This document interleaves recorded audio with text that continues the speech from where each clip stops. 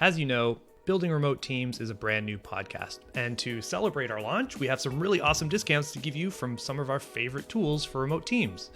We have discount tools for 1Password, Donut, Hey Taco, Carrot, BirthdayBot, KarmaBot, and a ton more. All you need to do is to go to buildingremoteteams.com and subscribe with your email. You'll get a link to the page with all of the recommended tools and discounts that I mentioned above. Now, on to the show. When hiring people internationally, it's not always straightforward to know if you should hire them on a contract and they just invoice you, or if you should hire them as proper employees. And so I had Tim Burgess from ShieldGeo on the podcast today, and we talk about it. We talk about the pros and cons of each and how it's actually possible to employ people internationally. So let's listen in. Hey everyone, welcome back to Building Remote Teams. I'm here with Tim Burgess from ShieldGeo, and he is in Australia. Wow, welcome Tim. Thank you. Great to be here. Awesome, thanks. So at the end of this podcast, he's about to get his kids ready for school, and I'm getting my kids off the bus from school. Like this is true opposite ends of the world remote life. And this is I love it. This is amazing. So Tim, welcome. Thank you for coming on the show. Tell us a little bit about, you've got this thing called ShieldGeo. I've looked at the webpage a couple of times trying to sort through, how I should hire people or how I should recommend how other people should hire remote people. Tell us a little bit about the story of what led you to create ShieldGeo. Okay. Well, first of all, thanks for having me on here, Jevin. It's a great privilege, and I'm really excited about the conversation. So ShieldGeo came about because I've been involved with international employment in some fashion basically my whole career. So my first job was working as a recruiter, and I was helping move AS400 mid-range computing developers from Australia and the UK and the USA, between those three locations. Like physically, they would they would relocate. The internet was not so strong back then. Sure. And then a few years back, we had a business. Myself and the other founder of Shield, Duncan McIntosh, is the third business we've done together. And we had a business helping contractors find payment solutions for when they were working internationally. So that business is called contractortaxation.com. It's still going. But we were getting corporate inquiries. So companies would come to us and say, look, I've got this problem. It's not a contractor, but I need a way to get this person paid. Can you help? And so we had a network of partners around the world. We would introduce them to those partners and nothing would ever happen. And we couldn't quite work out why until one day one of the companies said to us, look, I like the idea of the service, but the company you've introduced me to, I'm not 100% comfortable with them. It's been difficult to communicate with them. If I could deal with you guys, I'd be happy. And that was like a light bulb moment. Sure. And this was just what? So do payroll? Like what was the scope of what they were trying to do? That's the interesting thing, is that companies, particularly the companies that we deal with, are very much focused around employment and compliance. So, typically for them, contracting is not a big part of what they do. And when they hire somebody or when they bring somebody on, they want them to be employed. They want them to have all of the benefits and rights that employees do, as opposed to contractors. So things like healthcare, social security, vacation and holiday, sick leave. And so they were looking for a solution that could provide that. Now, what we realized was that a lot of our partners could, in theory, provide that, but they were focused around contracting, which meant the language that they used, their view of things like benefits and administration wasn't very sophisticated. And so Shield effectively was born as a service layer that exists between these providers who have the technical capability to employ and payroll someone in a particular country, and clients who want that to, as closely as possible, mirror their expectations based on the countries they're already in. Sure. So you'd have the same experience working in the US, Australia, as you would in Nigeria. Kind of, yeah. It's always going to be different, but one of the difficulties is, I think, particularly for companies, is trying to understand what is different. So sometimes those expectations are so deeply embedded that you don't even expect that the rest of the world will be different. Particularly for some American companies where their employment model is very unique. It doesn't really translate to anywhere else. Wait, what? Like in what way? Well, so a significant percentage of American employees don't have an employment contract at all. They might have a Oh, so they just go to work and they start, yeah, or they might just how does have that a they work? might have a letter. They Oh, might not even have a piece of paper. oh And wow. the concept of at will employment, that at any time for any reason, as long as it's not clearly discriminatory, the employer can terminate the employment, or the employee can. And that to give 2 weeks Hmm. notice is a kindness, like a thing you do if you're being really nice and you want to maintain good relations. That doesn't Sure. exist anywhere else. What? So what is it? What's the normal thing? That's the where the U.S. is maybe the odd one out. I'm in Yeah, Canada, well, so I so can the say normal that. thing is that the employee or the employer has to give notice. You have to give advance warning that you're going to leave a job, and then the period of time Uh-huh. differs from country to country. But furthermore, in a lot of countries, particularly countries that are more sort of socialist leaning, there are restrictions on how you can and cannot end employment, particularly from the employer side. If you think about countries like France Wow. or Yeah. Brazil, then there are very distinct circumstances when you can say that, okay, I don't need this employee anymore. And so it becomes very difficult for things like, if you're trying to manage performance, if you're trying to justify it like as an economic redundancy, the local Yep. requirements might be quite alien. Wow. Huh. That's very interesting. Okay, so how you create so getting back to how you created ShieldGeo, you had these clients, they were trying to, get things compliant to hire these employees around the world, and they just said they wanted to work with you. So basically, we set the company up where we would act in the middle. So we have a network of partners around the Mm, world. Companies come to us and say, I'll give you a typical example. Will be an American company, generally not remote first. Generally they sort of saturate the US market.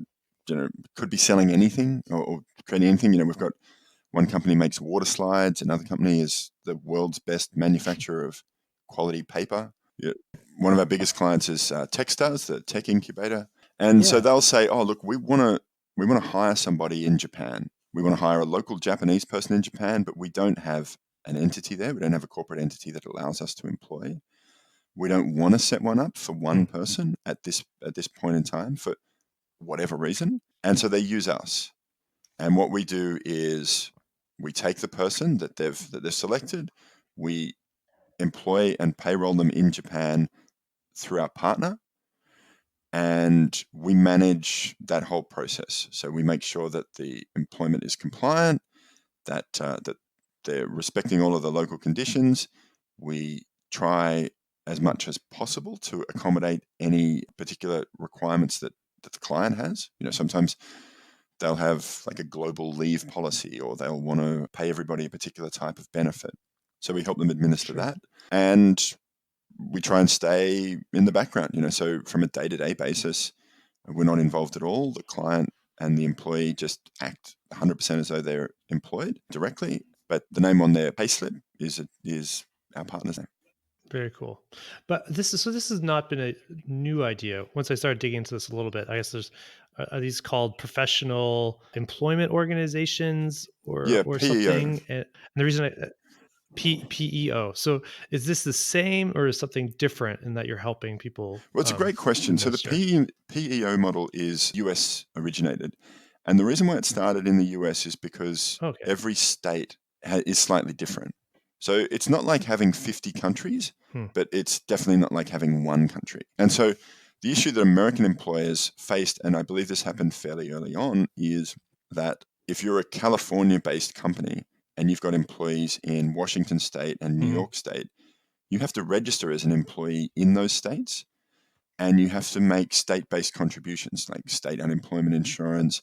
You might have to pay state payroll taxes, and sometimes those states have different requirements about around when people need to be paid or how frequently, how leave should be administered, and so on. And so the PEO model sprang up to address that. So you can be an employer in California, you can have employees in a bunch of different Mhm. states, and the PEO will act as a co-employer, which means it will handle the state-based registrations, but Mhm. you still have some obligations as the employer. So that the way the PEO model works is you're you have to be in the country or in that state in some respects, Mhm. but they handle most of the administration related to payroll. And so that's an important distinction because, for example, it means you still have to have an entity in PO and you still have to carry insurance. Now, in our model, Wow. and that's why we call it GEO, Okay, because it's related. yeah, it's related, but in our model, you don't have to have an entity. We carry all of the local compliance, I see. but we do share some of the responsibility under contract. Got it. Okay. Complicated complicated stuff. To be honest, my ears were glazing over a little bit as you're talking there, but I mean this is important stuff, but things that, you know, like I have, I've certainly employed people around the world for different periods of time, and it's certainly like it's a daunting thing. In my case, and in my client's case, and even when I was an employee in some places, like it was just easier to say, hey, okay, you're in Poland, and we're just going to pay you. We agree on a rate, like either a daily rate or a weekly rate, and you just invoice us, and we're just going to pay you. And they could be Mhm. employed, or or maybe not employed technically for years in this way, and certainly it feels easier. So, Oh yeah, yeah. Well, look, is that the best way to go? Am I gonna get in trouble, or so like what's the alternative? I mean, so look, this is the thing. I've come from that contractor background, and even with our stuff, we've got 35 people in 9 countries, I think it is, and most of our people are employed. Most of our people are employed through our own entities. Some are mhm, employed through our partners. So basically dog fooding the service that we provide, nice. and we have some people who we engage as contractors. So I'm not a zealot who's going to say there's only one model or any other. But over time, and particularly at scale, Mhm. the employee model is the safest model. And so what happens typically is companies over time, and particularly as they grow, eventually you'll run into some issues with contracting. And at Like some what? For point, example, what are some issues with having maybe someone as a contractor? so you might have issues around, so if it's in a domestic market, maybe there are issues around, retention or around employee engagement or intellectual property protection. If it's in an Okay, because they're international not like market, they're not an employee, so maybe they don't like they're just contractors. They don't feel the same as the employees maybe near shore. Is that what you mean? yeah. Yeah, so, and Okay, sometimes, particularly in domestic markets, sometimes you have to pay more to someone as a contractor than true. than an employee because they're like, well, I don't get the job security. I'm not getting health and I'm not getting health insurance, so I'm going to charge a bit more. In international markets, the main issue is around misclassification. And so basically, local governments, and this varies widely from country to country, but typically local governments want people who are doing work as an employee to be Hmm. treated as an employee. They want them to be paying income tax. They want them to be making social security contributions.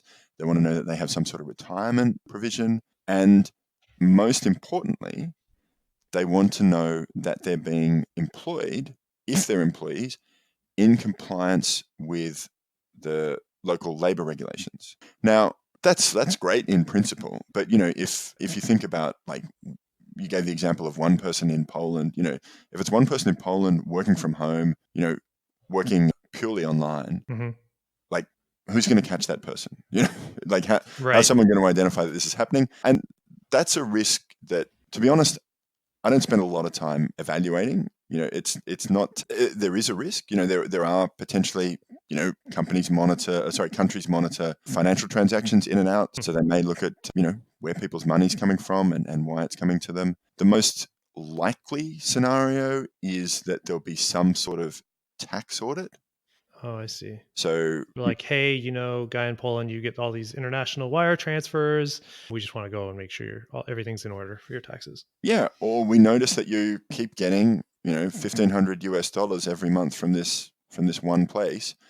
What's Hmm. going on with that? Because it's the same amount of money every month. Hmm. Where's that coming from? Nice. Or when the relationship, I mean, the other big risk is if the relationship separates Hmm. and it separates badly, and the person turns around and says, "Well, okay, you fired me. I didn't like that happening and didn't like the way you did it. And I feel that I'm entitled to some compensation. And in my Oh, country, wow. when you get fired, this is the sort of compensation I get. Oh, wow. Oh, okay. So they could go into the government and say, "Hey, I was actually an employee for this company, not just a contractor, because I was there for, a year or two, and I should be getting some severance because they fired me and they didn't do it." And the government can go and figure that out. Yeah. And look, even in that situation, you're an American company, the person's in Poland. What are the Polish authorities going to do that's going to affect you? To be honest, I don't know. But it's not a great problem to have. Okay, got it. So that's for one person. Now, what about when you're starting to scale up? So, maybe you're a US company and you've decided that okay, I want to scale up as a remote first company. And so you're looking at hiring 20, 50 people around the world. What then where if you're hiring people on contract or employees? So, yeah, that's a great question. And I mean, the classic answer is it depends. Of course. Well, so Yeah. there's two schools of thought here, and it really depends on the type of remote company that you're building. And this is something that I personally wrestle with a lot. Is if I look at the way that some companies have grown, they've been very deliberate about where they hire. A great Hmm. example is Shopify. So Shopify's support team has over 2,000 remote workers, and I think they're only in 4 or 5 global locations, but they're all remote, Hmm. right? So they said, oh, we need people in Asia Pacific, and then they Hmm. said, okay, we're going to hire people in New Zealand, and they want to center it around. I think it's Wellington. I can't remember, but they picked a geographic location, and they said we're going to hire remote people in this region, and it's a clever model because it means they can focus their hiring efforts. They know how to support those Hmm. people. They know sort of culturally and employment wise what their expectations are and how to meet them. Hmm. And Nice. so, an employee model works well in that sort of scenario. But Because they don't have a ton of different geographies that they need to support. exactly. And so that Mm, works, if you're looking at a synchronous work style where you want people to be able to communicate easily with each other, maybe you're hiring by sort of time mm, zone, which would mm, restrict your geographies. And it might be that you can identify clumps of talent for particular roles where it makes sense to go, okay, there's a great bunch of software engineering talent in Nigeria. I think I can mine that for a while, and I can meet my hiring needs just there.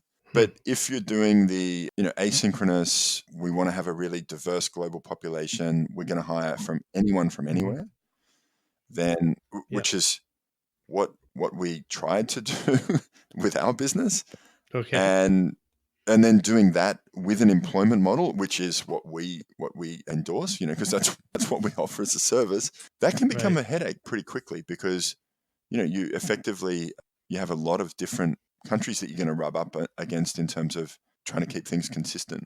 Mhm, So, you know, it's not an easy choice to make, I think, but right. the best bit of advice I would give, I think, is that if you're planning to go the contractor model, Mhm, then it helps to be a little thoughtful about the countries that you're going to go into and how okay. they view that model and what their general sort of level of sophistication around tax and employment regulations are. It's very different to, for example, engage a contractor in India or the Philippines than it is to engage one Mhm. in France or Germany.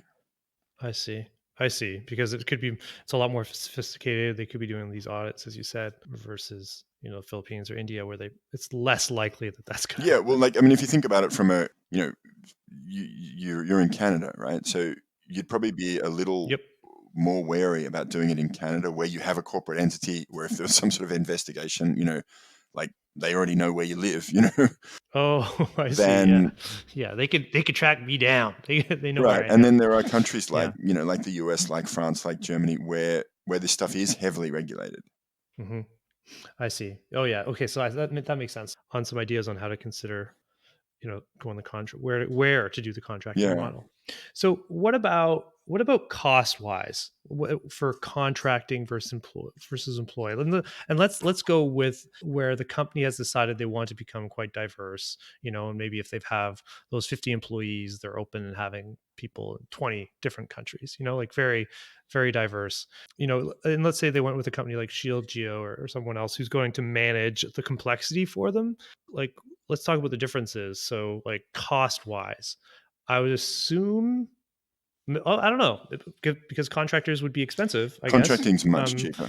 But like, contracting is much cheaper after Yeah. all, because you don't have to pay Well, for the so benefits it's and all those things. interesting, right? If you think about the traditional contracting model, the way that it, certainly the way that I grew up with it was that you could be a software engineer as a permanent employee, and you might make 100,000 US.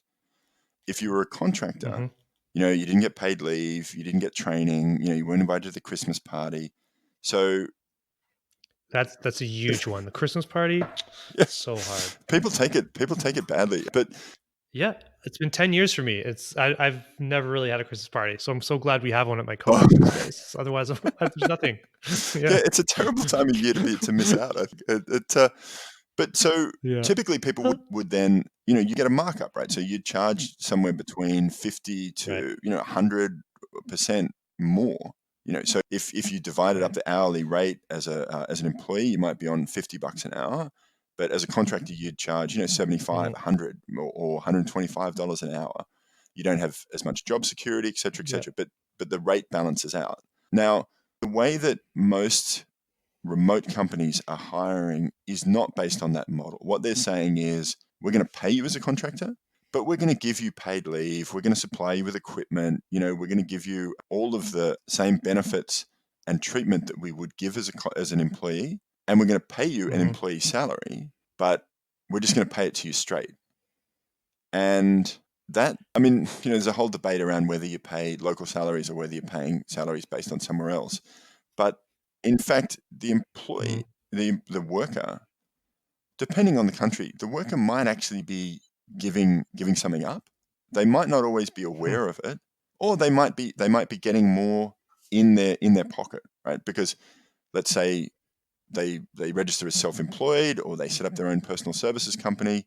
Maybe there are great incentives for them to do that. Maybe they don't have to pay employee social Yeah. security, which might mean there's a lot more money in their pocket. It might also mean that Hmm. because they're not paying employee social security, or because they're not having employer social security contributions made, they might be missing out on things like access to healthcare, public education, Oh my gosh. pension and retirement. Or if they get fired, they're not able to get Exactly. employment insurance. Exactly. Yeah. So, and Wow. it's There's no not clear. it's It not doesn't clear sound clear cut. cut It's not to clear cut. me, And so unfortunately. the one thing Oh that man. does make where I do get a little passionate about, is that there is an element of hiring contractors internationally, where particularly for people in certain roles, or where they haven't, where they don't necessarily know what they're getting into. And Hmm. if you're, like, for example, in Australia, if you're a contractor, I'm in Australia. If you're found to be a contractor, the penalty is an individual one. There's no penalty to the employer unless it was like a labor Oh. violation. The tax implication is on the Oh. individual, because Wow. if they say, "Oh, you've been pretending you're a contractor, and you're claiming all of these home office expenses, for example, but we think you're actually an employee because you've only got one source of income," then I can get hit with a tax bill. Oh wow.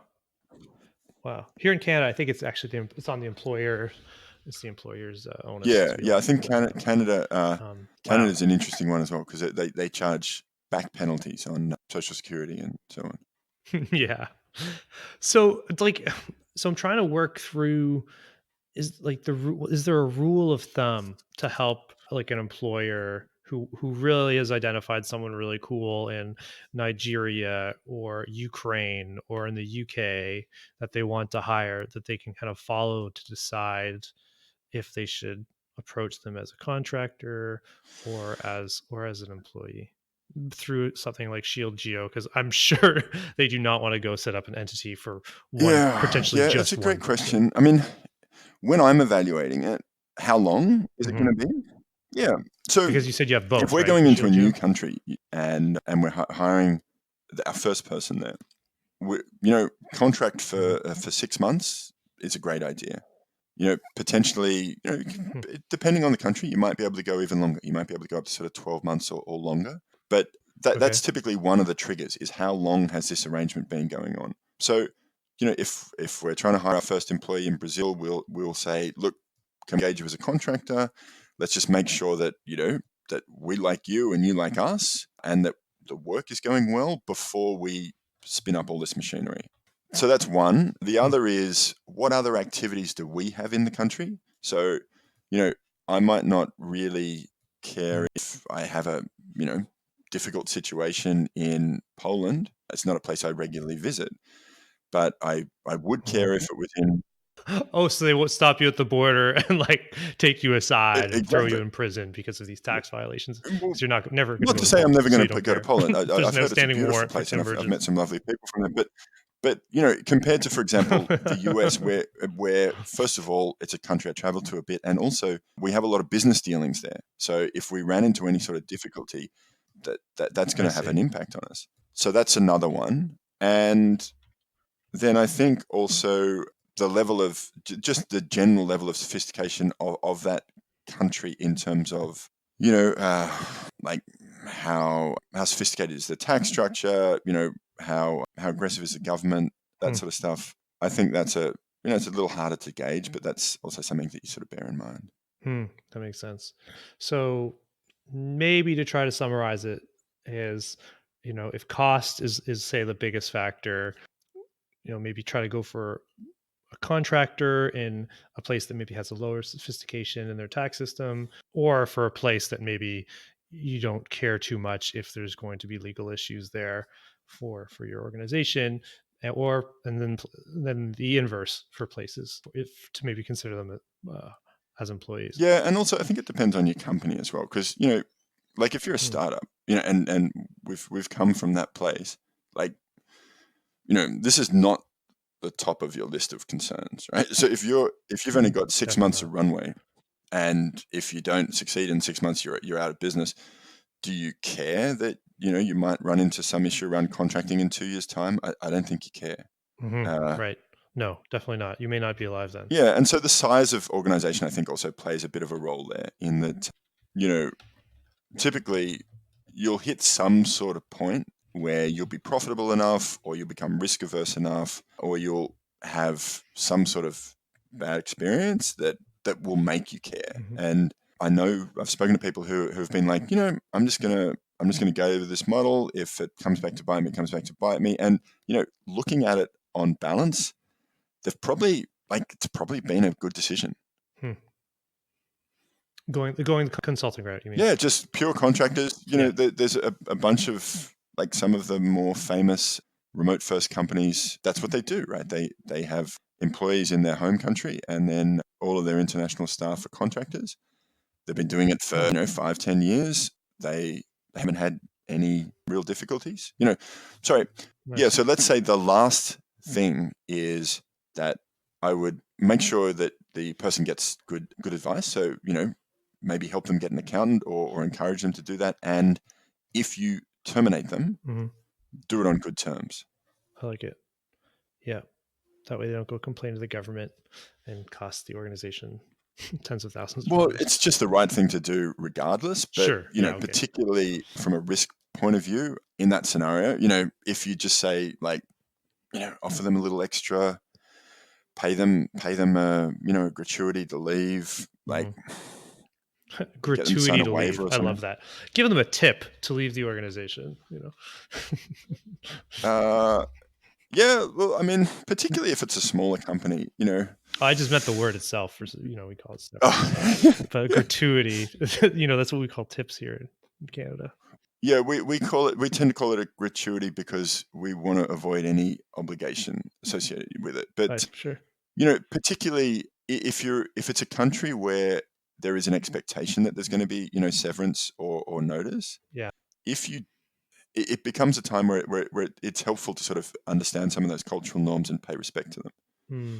because like if you take the example of if it was someone in Canada and they know they're meant to get like 2 weeks notice, and you say, okay, well, we're terminating, you're going to finish today, but we're going to pay you out for 2 weeks. They're probably, they're probably not going to feel super aggrieved at the payment side of it. If you say, hey, too bad, you're done tomorrow, and we're not going to pay you anything, they may feel aggrieved at the payment side. And is it worth saving the 2 weeks worth of salary? It's probably not. Yeah, really. We're talking about what, a couple thousand max, probably, depending on how expensive this individual is. Yeah, that makes a ton of sense. Tim, this has been really helpful, I think, just to help at least, at the very least, me and hopefully lots of listeners on how to just process and think through just to put a little bit more thought into how you're going to engage, these interesting people that you want to work for your organization, wherever they might be in the world. So thanks a lot. Hey, thank you very much. Thank you very much for having a conversation. It's I think it's fascinating to explore. And if anyone has any questions or counter views, you can always find me on Twitter. My Twitter name is Planet Burgess. Planet Burgess, Burgess. Yeah, Planet like the planet, Burgess, Burgess. And yeah, look, I really love the remote work, the whole ecosystem, and I particularly love hearing about companies who are employing internationally, engaging international contractors. I think it's a wonderful change in the world of work, and I think it builds better and more exciting companies. So happy to help anyone who needs it. Awesome. And the website's ShieldGeo, GEO.com. Is that right? Yeah. Yeah. Awesome. All right, Tim, thank you so much. Thank you. Hey, I hope you make it to the school bus in time, and have a great afternoon. Yeah, that's great. Okay, so everyone, thanks for listening. Until next time, from Tim and Jevin, have fun building those remote teams, paying them as contractors or employees, whatever you want. Cheers for now. Hey listeners, we're really trying to get the message out about how remote teams can be so awesome. If you found this podcast helpful, would you take 60 seconds to leave us a review in iTunes? It helps us rank to have more people learn about this show, and it helps us know which content is the most helpful.